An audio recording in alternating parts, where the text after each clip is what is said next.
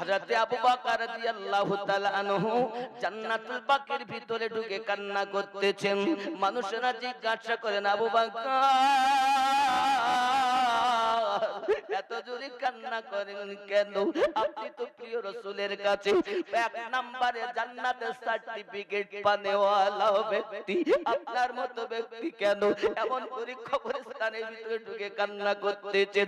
হযরত আবু বকর রাদিয়াল্লাহু তাআলা বলছেন, মদিনার মানুষ, এটা অতি সত্য কথা, প্যারা রাসূল নূরুল আলামিন নবী পয়গম্বর আমাকে জান্নাতের সার্টিফিকেট দিয়েছেন।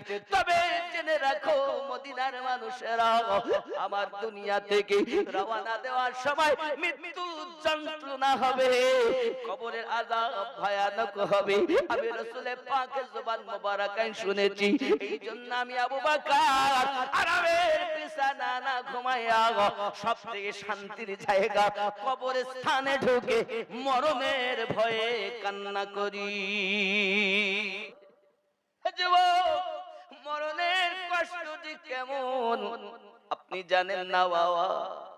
এই মরণের কষ্টটি এমন, আল্লাহর বড় বড় তাপস প্রবরগণ পর্যন্ত মরণের ভয়ে শিউরে গিয়েছেন বাবা। মরণের ভয়ে তারা হতভম্ব হয়ে গেছেন। সোনাবানিকেরা, হে জওয়ান যুবকেরা, মরণের কষ্ট এমন কষ্ট আব্বাজি আমার সোনাবানিকেরা, আল্লাহর হাবিব আপনার হাদিস শরীফের ভিতরে জানিয়েছেন মরণ কেমন কষ্ট রে সোনামানিকেরা। একদম যদি মানুষের রুহটা পার করা হতো, আল্লাহর বান্দা বান্দি ছোটাছুটি আরম্ভ করে দিত রে বাবা। আল্লাহর হাবিব পবিত্র জবান মোবারকায় জানিয়েছেন, হে আমার উম্মতানেরা শুনে রেখে দাও, যদি মরণের যন্ত্রণা সম্পর্কে তোমরা অবগত হতে, তাহলে পৃথিবীর জমিনে কখনো মোটা তাজা পশু তোমরা খেতে পেতে না রে বাবা। ও আমার উম্মতানেরা, মরণের কষ্ট বড় ভয়ানক কষ্ট রে বাবা। আল্লাহর হাবিব সাল্লাল্লাহু আলাইহি ওয়াসাল্লাম জানিয়েছেন, মরণের ভয় থেকে আল্লাহ পাকের কাছে বেশি করে কাঁদো, আল্লাহর কাছে বেশি করে কাঁদো। আয় আমার রব, আমাকে শান্তির মরণ দাও, আমাকে আসানের মৃত্যু নসিব করো, ঈমানি মরণ নসিব করো। যুবকরে, যদি মরণটা আপনার আমার ভালোভাবে হয়, তাহলে কবর আমাদের জন্য ফুলের বাগিচা হবে। আব্বা আমার মরণের যন্ত্রণা এমন, মদিনাতুল মুনাওয়ারায় জান্নাতুল বাকির ভিতরে হযরত আবু বকর রাদিয়াল্লাহু তাআলা ঢুকে ঢুকে কান্না করতেছেন বাবা। মদিনার মানুষ দেখেন এত গভীর রাতে কে কান্না করে, কার কান্নার আওয়াজ, কি বেদনা হলো, কি যন্ত্রণা হলো, কি দুঃখ হলো। ঘরে ঘুম ছেড়ে দিয়ে আপনার জান্নাতুল বাকির ভিতরে মদিনার মানুষ প্রবেশ করেছেন, করে দেখতেছেন হযরত আবু বকর রাদিয়াল্লাহু তাআলা আনহু জান্নাতুল বাকির ভিতরে ঢুকে কান্না করতেছেন। মানুষেরা জিজ্ঞাসা করেন, আবু বকর এত জোরে কান্না করেন কেন? আপনি তো প্রিয় রাসূলের কাছে এক নম্বরে জান্নাতের সার্টিফিকেট পানেওয়ালা ব্যক্তি, আপনার মতো ব্যক্তি কেন এমন করে কবরস্থানের ভিতরে ঢুকে কান্না করতেছেন? হযরত আবু বকর রাদিয়াল্লাহু তাআলা বলছেন, মদিনার মানুষ, এটা অতি সত্য কথা, প্যারা রাসূল নূরুল আলামিন নবী পয়গম্বর আমাকে জান্নাতের সার্টিফিকেট দিয়েছেন। তবে জেনে রাখো মদিনার মানুষেরা, আমার দুনিয়া থেকে রওনা দেওয়ার সময় মৃত্যু যন্ত্রণা হবে, কবরের আযাব ভয়ানক হবে। আমি রাসূলের পাকের জবান মোবারকায় শুনেছি। এই জন্য আমি আবু বকর আরামের বিছানা না ঘুমাইয়া সবথেকে শান্তির জায়গা কবরের স্থানে ঢুকে মরণের ভয়ে কান্না করি।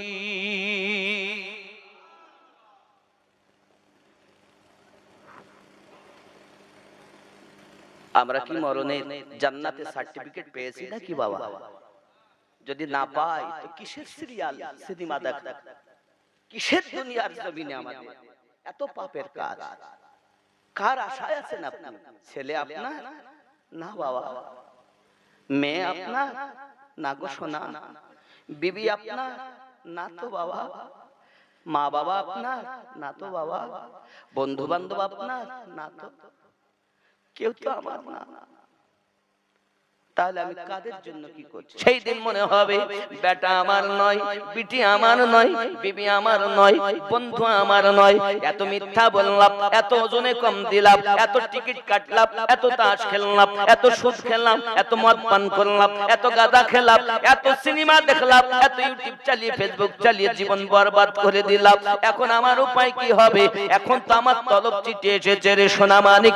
প্যারা রাসূল বলেন তার রূহটা বড় আযাবের সহিত বার করা হবে,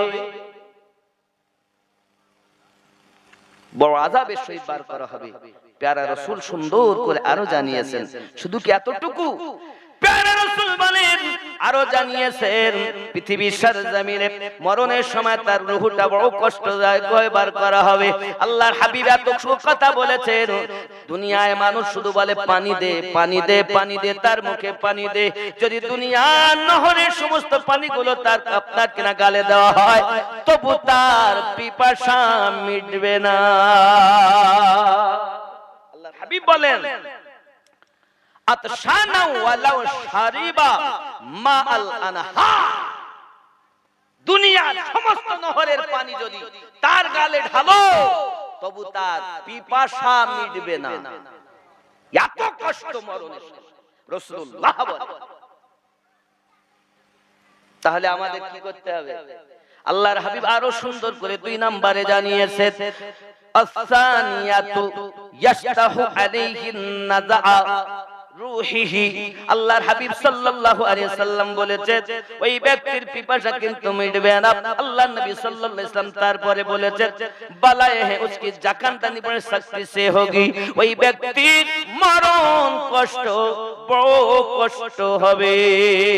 আল্লাহর নবী আরো জানিয়েছেন, সুন্দর করে জানিয়ে দিয়েছেন, কি বলেছেন দেখুন ওয়া নাযা রূহিহি সালিসাতু ইউখাফু আলাইহি মিন সাউজিল ঈমান। আর ওই ব্যক্তি ঈমান নিয়ে যে মৃত্যুবরণ করবে তার ভিতরে সন্দেহ আছে।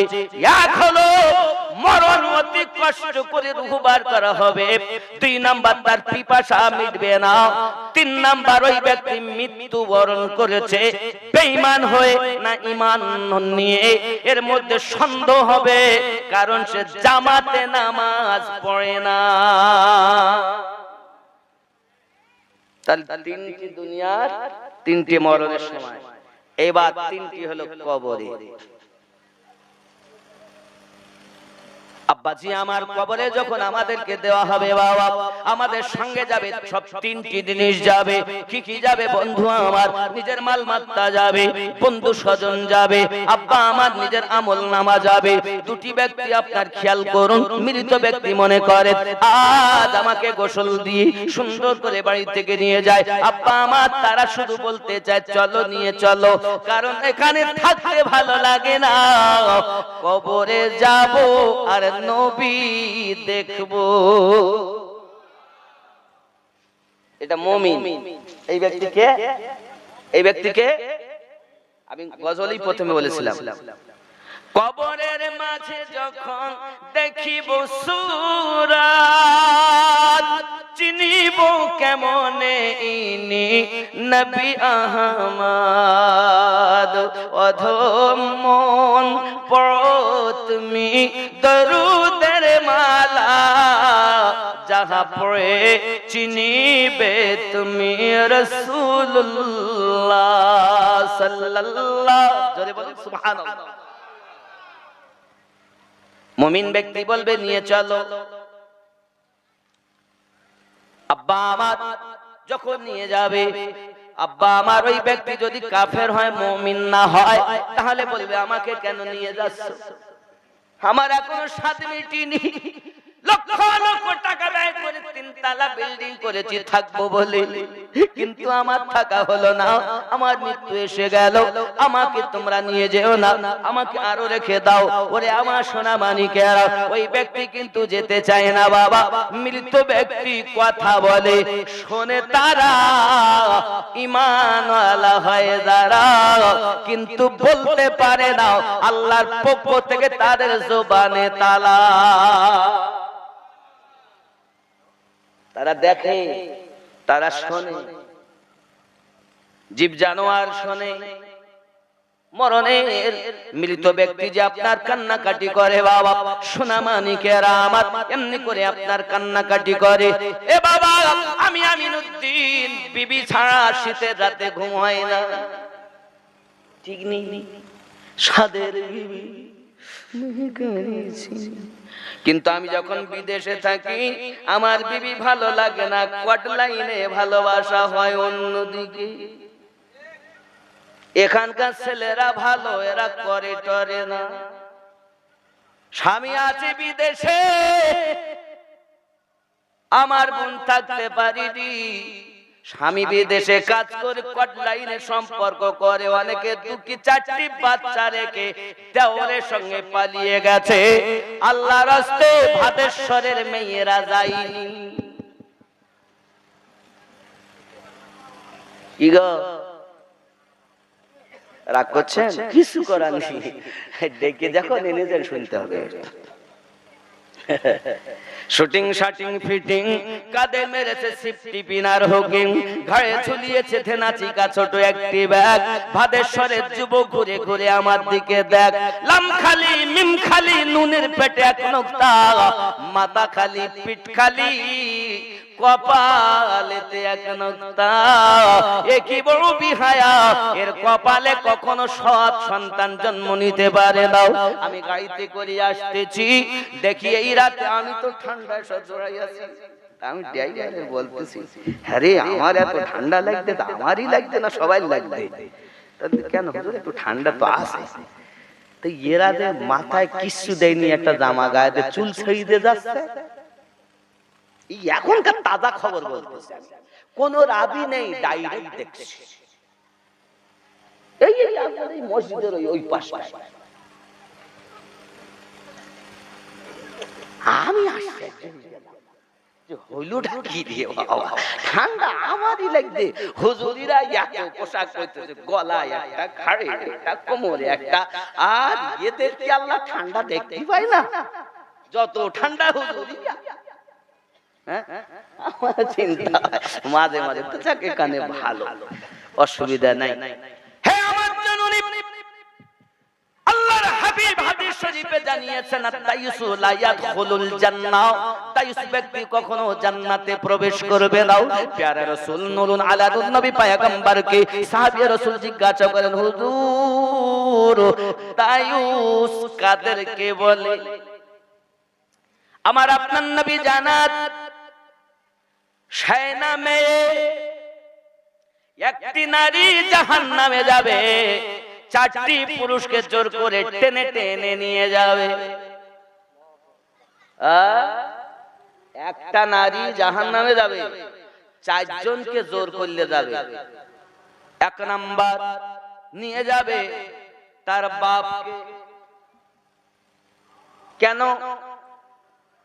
বাপ তাকে পর্দায় রাখতে পারিনি। জবাব, ফজরের নামাজ না পড়ে বাপ ঘুমায়, মা ঘুমায়, বেটা ঘুমায়, বিটি ঘুমায়। বেলা 8টার সময় তাই প্রাইভেট আছে, যেহেতু মাধ্যমিক পরীক্ষা দেবে। 8টার সময় তার পরীক্ষা, 2টি মাস্টার রেখেছে, 3000 করে 6000। একজন আসে সকালে আর একজন আসে সন্ধ্যায়। মেয়েকে বলে, মা রে তুই প্রাইভেটে যা, নইলে 100 টাকা যাবে। না গেলে মেয়েকে বকাবকি করে। আল্লাহর বান্দা বান্দি, তোমার মেয়ে নামাজ না পড়ে ঘুমালো, তুমি তো একবারও তাকে বকাঝকা করুনি। তোমার পুত্র নামাজ না পড়ে ঘুমিয়ে গেল, তুমি একবারও তো বকাবকি করুনি। তুমি খালি মুখ ঠুকে বলছো আমি নবীর দিওয়ানা, নামাজ পড়তে পারবো না। চিটিং বাজ কোথাকার। কবরে যাস, তোর জন্য খোলা আছে। কি খোলা আছে? আল্লাহর হাবিব হাদিস শরীফ বর্ণনা করতেছেন, প্যারা রাসূল জানাচ্ছেন, বাবা প্রত্যেক বেঈমানের জন্য, গুনাহগার ব্যক্তিদের জন্য কবর কিন্তু আযাব দেবে বাবা, আযাব দেবে, চাপ দেবে, চাপ দেবে। কেমন চাপ দেবে দেখুন। সঙ্গে সঙ্গে সাহাবী রাসূল শুনে কান্না আরম্ভ করে দিয়েছে। মুমিন হলো কবর চাপ দেবে, মুমিন না হলেও কবর চাপ দিবে। সাহাবী রাসূল কান্না শুরু করেছেন, আমাদের আব্বা আম্মা কদমে কুরবান গো দয়াল, সকলকে যদি কবর চাপ দেয় তাহলে আমাদের সকলকে কি দেবে? হুজুর আপনার পুত্র ইব্রাহিমকে কি কবরে চাপ দিয়েছে? আপনার পুত্র কাসেমকে কি কবর চাপ দিয়েছে? প্যারা রাসূল জবান মোবারকায় বলেন, জি হ্যাঁ, আমার বেটাকেও কবর চাপ দিয়েছে। তবে শুনে রাখুন, আই আমার সাহাবায়ে কেরাম, মুমিনের জন্য কবরের চাপ হলো এমন, যেমন আম্মা সন্তানকে দুধ পান করাতে গিয়ে সোহাগ করে বুকে একটা চাপ দেয় আদর করে, মুমিনের জন্য ওই কবর এমন করে সোহাগ করে চাপ দেবে। এই চাপ সবাইকে ভোগ করতে হবে। মুমিনের চাপ আলাদা, গুনাহগারের চাপ হলো আলাদা।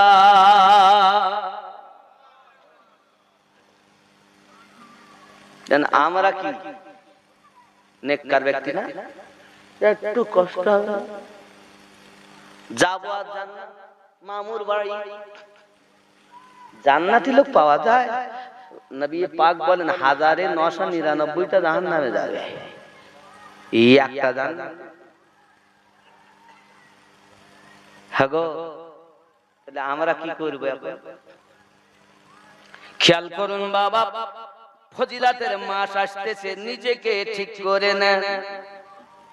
কি বলেন হুজুর?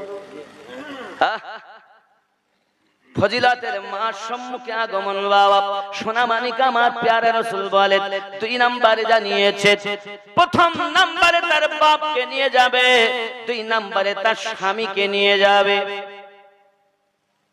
স্বামী পর্দা রাখতে পারে না, চলে গেছে বাইরে, বিবি আপনার কিনা থাকে বাজারে, স্বামী থাকে ঘরে, বিবি থাকে বাজারে, মার্কেট করে বিবি।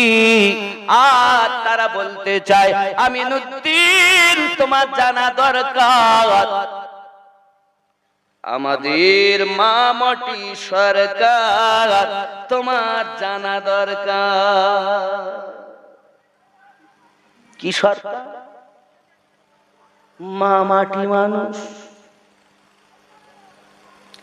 হে যুবক, পৃথিবীর কোন মানুষ এতটা সম্মান দেননি মায়েদেরকে যতটা আমার রাসূলে পাক দিয়েছে।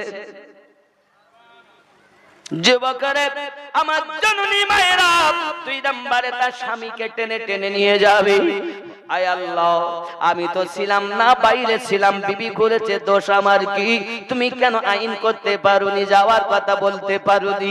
এই প্রসঙ্গে আমার একটা ঘটনা আবার মনে পড়ে, বলবো দি। আব্বা আমার স্বামী গরিব মানুষ, বিবি আপনার একটি বাচ্চা নিয়ে আছেন। বিবিকে বলছে, স্বামী ওগো আমার বিবি দোয়া করো, আমি বিদেশে কর্ম করতে চলে গেলাম। আব্বা আমার সোনামানিকেরা, বিবি আপনার স্বামীকে বললেন, ঠিক আছে আপনি যান। চলে গেলেন স্বামী বিদেশে কর্ম করতে। বাবা ওরে আমার সোনামানিকেরা, কিছুদিন পর সংবাদ দেওয়া হলো আমার আব্বা জানের শরীর খারাপ, ভাই এসেছে বোনকে নিতে, কিন্তু স্বামী বলে গেছে, বিবি আমার তুমি জানো এই যে বাড়িতে আছো, বাড়িতে আপনার দরজা থেকে বাইরে যেন আমার বিনা ইজাজতে যাবে না। যুবক আমার, এখনকার সময় মোবাইল ছিল না, এখান থেকে 50 বছর আগে যদি বলা হতো বাপ আমার দিল্লিতে, এখন কথা বললাম, লোকটা হলে তাকে পাগল বলতো, কারণ তখন এই টেকনোলজি ছিল। আর এখনকার সময় যদি কেউ বলে বাপ আমার দিল্লি আছে, কিন্তু কথাও হয় না, দেখাও হয় না, 5 বছরের ছেলে বলে তোমার মতো পাগল আর জগতে দেখা যায় না, কেন? কই তোমার বাপের নাম্বারটা দাও, আমি কথা বলিয়ে দেই। কেন? এখন এই টেকনোলজি আবিষ্কার হয়ে গেছে, ঠিক কিনা বলে? 50 বছর আগে এটা ছিল না রে বাবা। এই জন্য কেউ যদি বলে আমার বাপ দিল্লি, আমি কথা বললাম, তাকে পাগল বলতো। যুবক আমার খেয়াল করুন, এমন আমাদের স্বামীর বিনা হুকুম যেতে পারে না। ভাইকে বলেন ভাই বাড়িতে চলে যান, আমার আব্বা জান অসুস্থ আছে কিন্তু আমার যাওয়ার হুকুম নাই। তোমার দুলা ভাই তো বাড়িতে নাই। আব্বা আমার ভাই আবার চলে গেলেন। বাপ বলে বেটারে যা, আমার একটি মাত্র কন্যা, আমি তাকে দেখতে চাই, জন্মের মতো আমি তাকে দেখবো, হয়তো আমি আর বাঁচবো